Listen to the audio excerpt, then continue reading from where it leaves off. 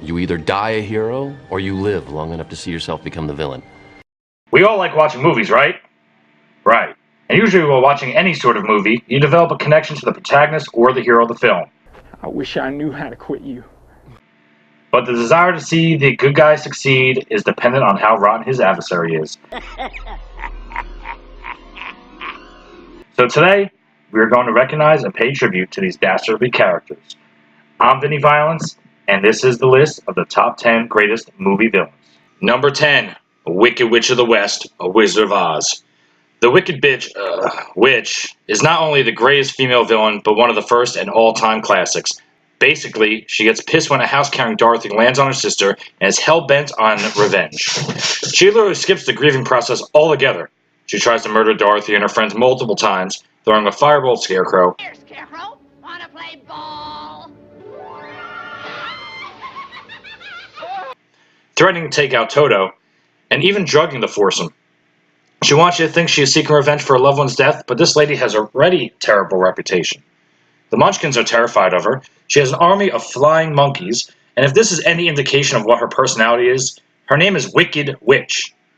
Maybe she's just pissed off she's green. If I was Dorothy, I would have asked, "Did you not see that tornado?" Have some water and relax, would you? You cursed brat! Look what you've done! I'm melting! Number 9, Alex DeLarge, A Clockwork Orange. Malcolm McDowell plays this sociopath who is not just a villain, but also somewhat of a victim. At the age of 15, the leader of the Droogs robs and rapes and assaults innocents for pure amusement. His lust for violence is insatiable, and after one night of drinking milk spiked with drugs, he kills women by smashing a sculpture of a giant dick and balls right into her face.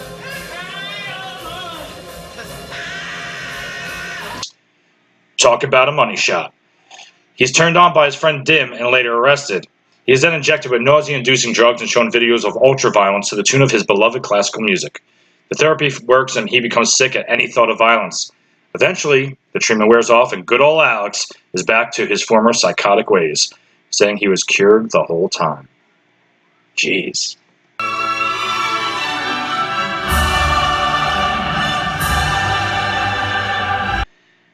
Coming in at number 8, Ivan Drago, Rocky IV. Before there was Vladimir Putin, the most feared Russian American household was Ivan Drago, played by Dolph Lundgren. Look at this specimen. He is a machine with an equally badass flat top, seconded only by his wife. Drago fights Rocky's mentor and best friend Apollo Creed, and winning wasn't good enough for him. Nah, he fucking kills the guy in the ring.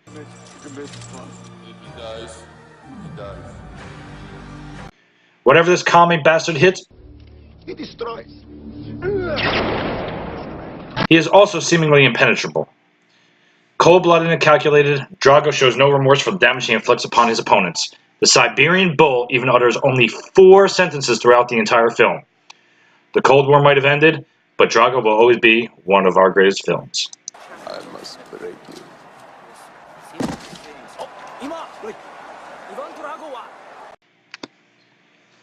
Number 7, Biff Tannen, Back to the Future. Oh, Biff Tannen. Biff Tannen is the main antagonist in the Back to the Future series aside from his grandson Griff in the year 2015 and his great-granddaddy Buford Mad Dog Tannen in the year 1885. Confused yet? Me too, but that is one uncanny resemblance. Biff, aside from picking out George McFly, It wasn't due till Monday. Hello? Hello? Anybody home? Hey, think McFly, think. trying to actually murder Marty several times throughout the film, has a thing for Lorraine. And not only does he not take no for an answer, he enjoys lifting up her skirt as she walks down the street, and pretty much tries to rape her at the Enchantment Under the Sea dance. This is until George McFly cleans his clock.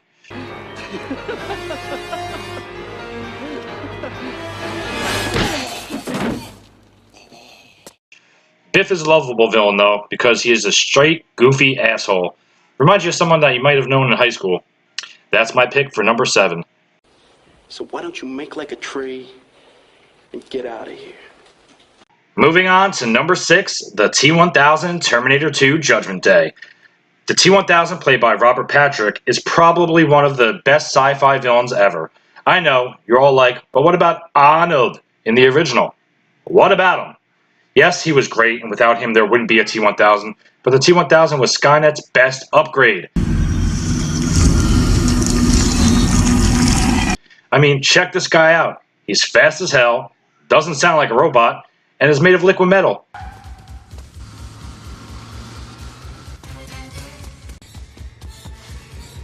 Liquid fucking metal.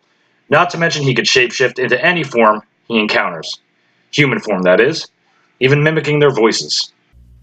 What are you? Your foster parents are dead. In addition, he could turn his arms into weapons like blades and hooks, and even reform if he is blown into pieces. Come on now. Eventually, Arnie took him out, but this baddie makes Judgment Day look like New Year's Eve. No. I wouldn't worry about him. Number 5, Hans Gruber, Die Hard.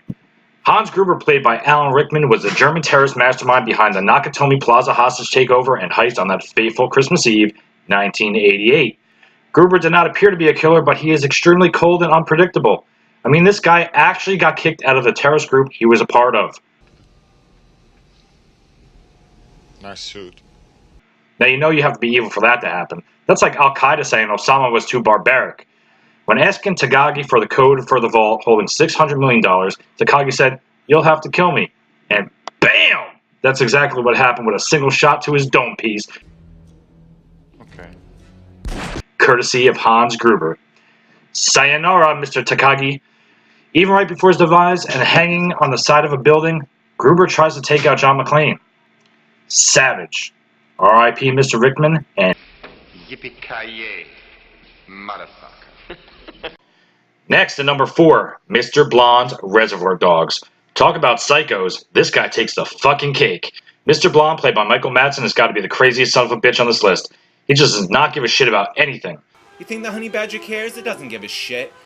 He's the one that starts shooting during the bank heist, making it all go to hell. Then he kidnaps a cop, throws him in his trunk, drags him into the warehouse, beats the piss out of him, cuts off his fucking ear,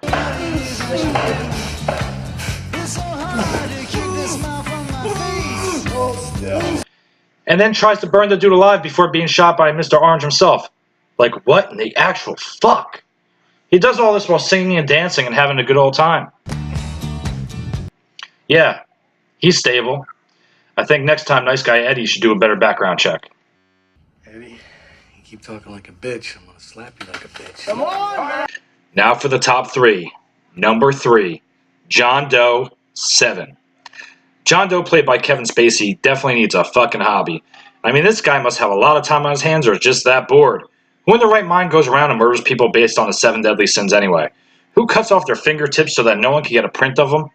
You're looking for me. Who toys with the detectives who are hot on his trail?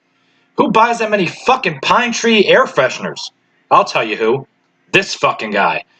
If you don't know what the 7 deadly sins are, let me break it down.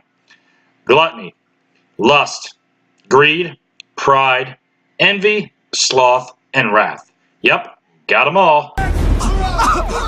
This guy is sick, and it makes us love him even more for it. Joe makes you afraid that there are people actually like this in the world, and it is terrifying.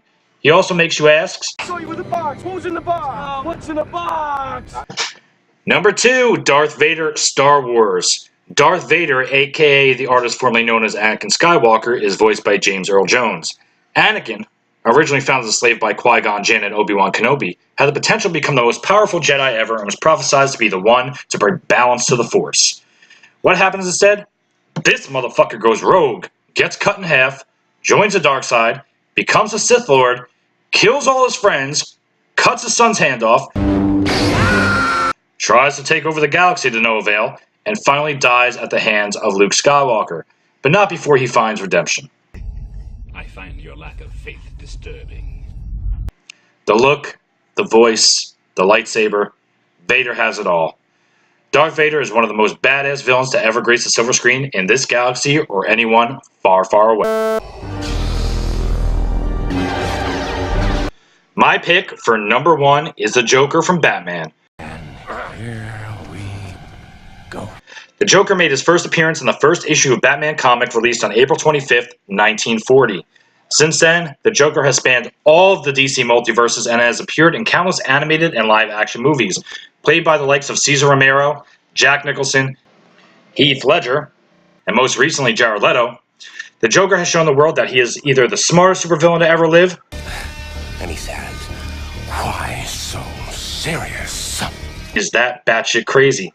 See what I did there?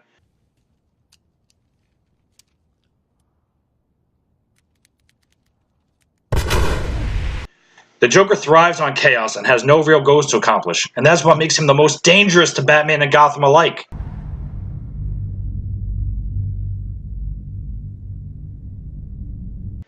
Like Alfred said to Bruce Wayne, Some men aren't looking for anything logical, like money. They can't be bought, bullied, reasoned, or negotiated with. Some men just want to watch the world burn. So there you guys have it, the list of the top 10 greatest movie villains. I hope you guys enjoyed, and if you think I missed any, please let me know. If you have any suggestions for videos you would like to see in the future, please feel free to share your thoughts as well. As always, please like, comment, and subscribe, and check out my page for my other videos. This is Vinny Violence, and I will see you guys next time. Peace.